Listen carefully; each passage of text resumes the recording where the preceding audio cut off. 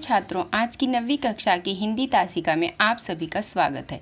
आज हम दूसरी इकाई की पहली कविता कह कबीरा यह सीखने जा रहे हैं।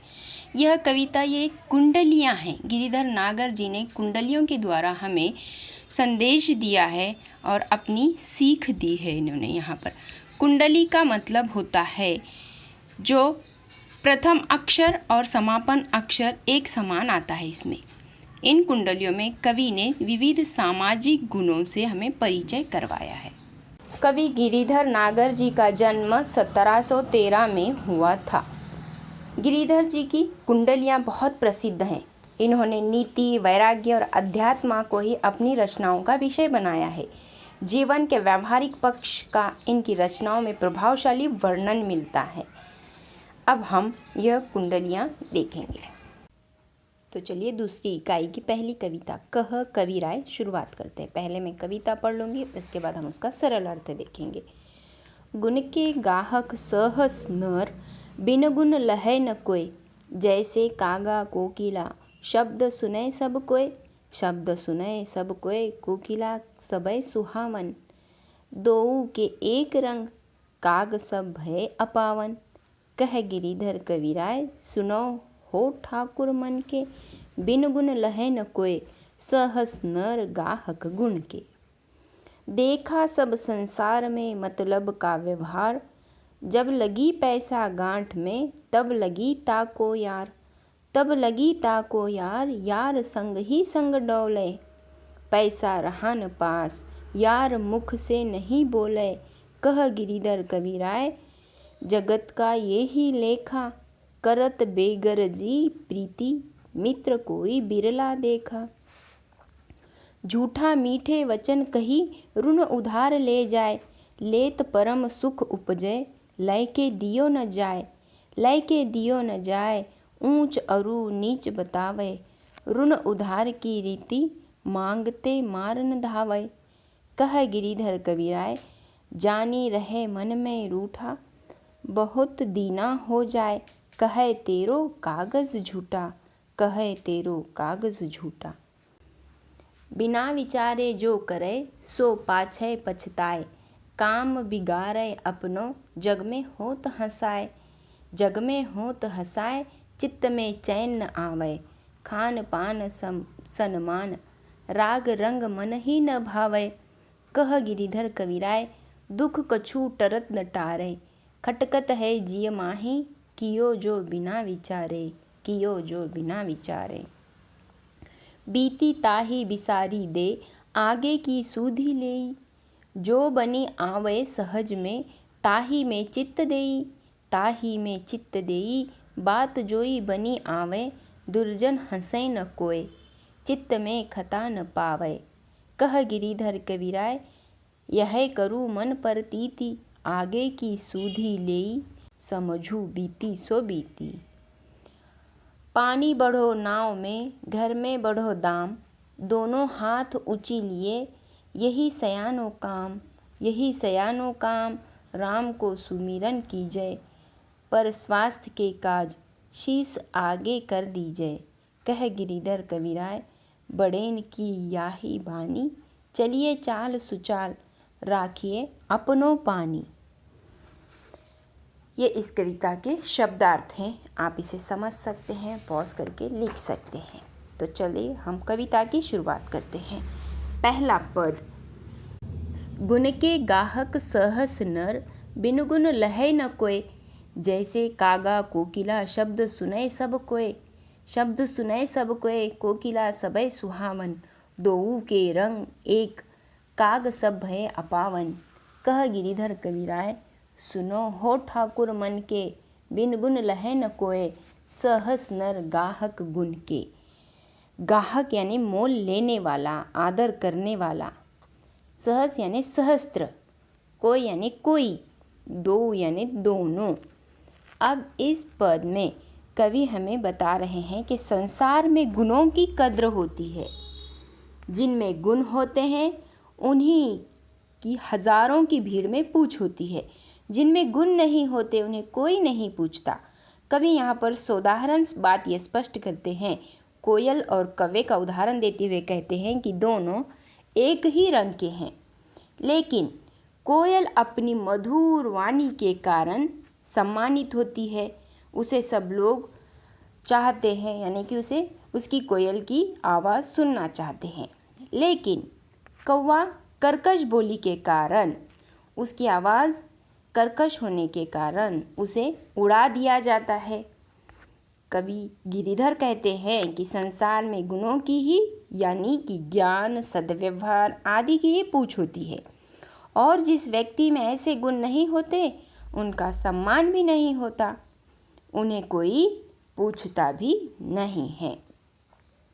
अगला पद, देखा सब संसार में मतलब का व्यवहार, जब लगी पैसा गांठ में तब लगी ताको यार, तब लगी ताको यार, यार संग ही संग डोले, पैसा रहा न पास, यार मुख से नहीं बोले, कह गिरिधर कविराय, जगत का ये ही लेखा, करत बेगरजी प्रीति, मित्र कोई बिरला देखा।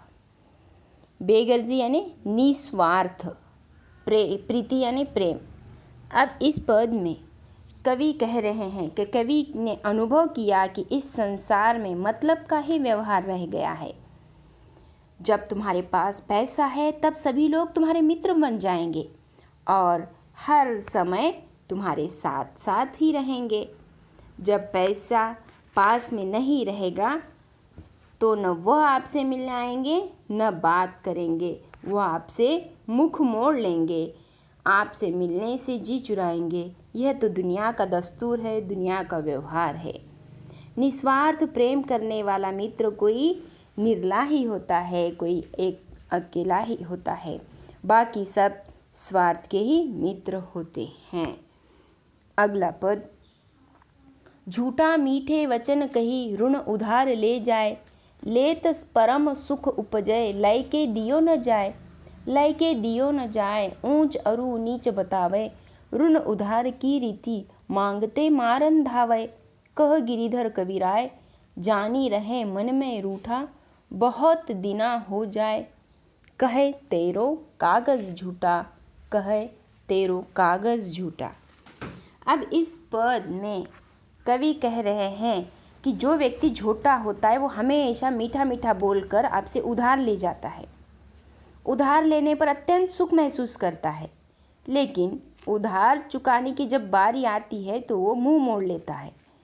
उधार चुकाने का कभी नाम नहीं लेता, वह हमेशा ही अच्छे व्यक्ति की बुराई करता है। उधार लेकर जीना उसकी रीति है, जिसे वह ताउम्र निभाता है। मांगने जाओ तो मारने को दौड़ता है और आपको बुरा भला कहता है।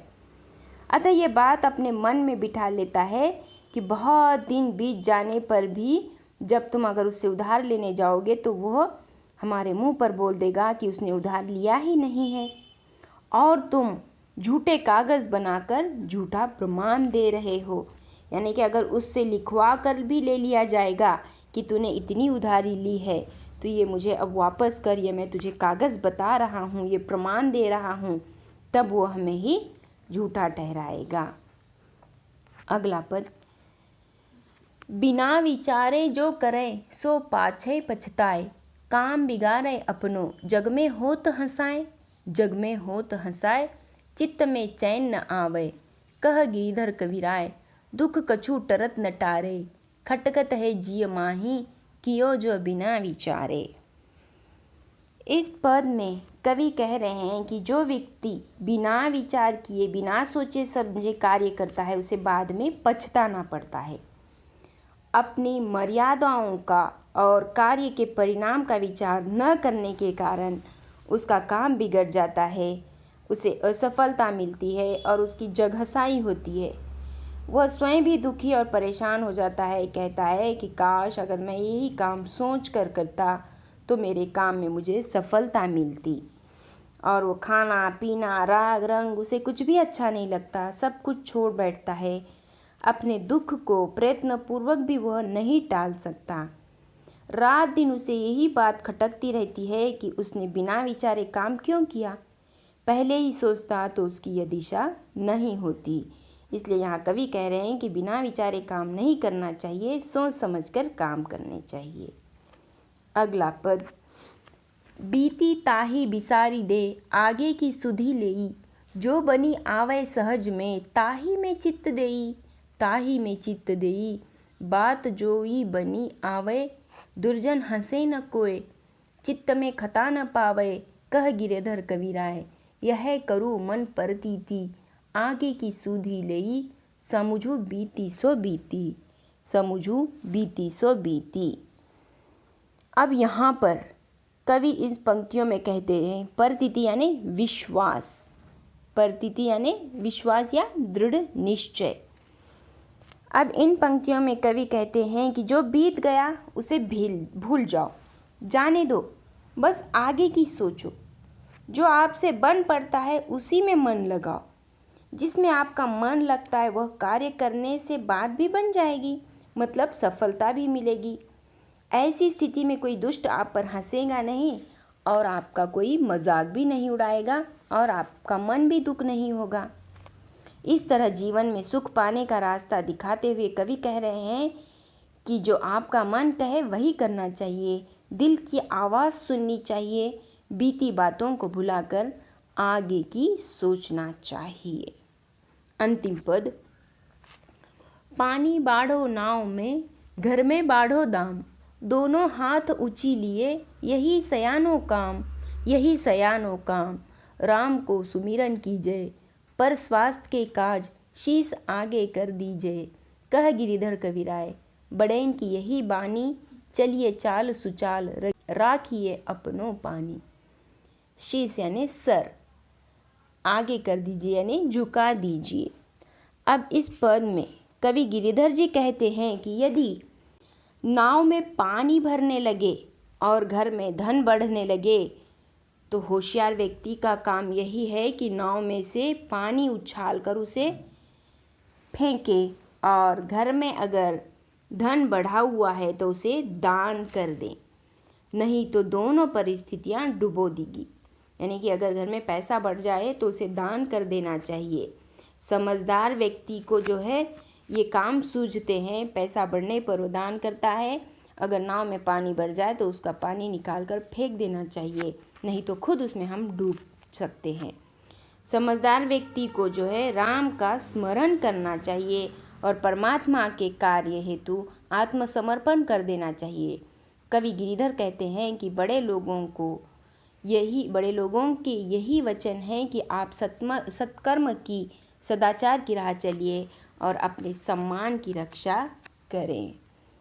इस तरह से इस कविता में कवि ने हमें विविध सामाजिक गुणों से परिचय कराया है और उन्हें अपनाने की सीख दी है।